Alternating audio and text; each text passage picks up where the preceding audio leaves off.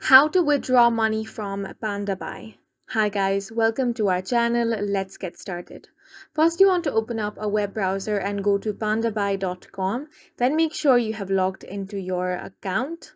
After this, you want to click on the profile icon and now click on User Center.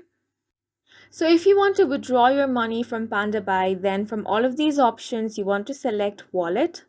Once you do, you're going to find your balance right here. As you can see, I don't have any balance, but if you do, it's going to be reflected here. Then to withdraw it, you want to click on the white button called refund, which will be right next to top up. I don't have any balance, so that button is not available. But if you have balance, then the option should be right there. So click on it. And once you do, refund process will be initiated and the refund will be sent to your original account. So that means if you have used your bank account, the amount will be transferred back to your bank account. So this normally would take up to 2 to 3 days, and during this period, the amount will be frozen, which means you won't be able to use that amount.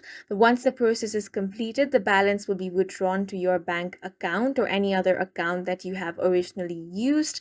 So that's how you can withdraw your money from Pandabuy, and that's it for this video. We hope you guys found it helpful. Please make sure to hit the like button and subscribe for more helpful tutorials.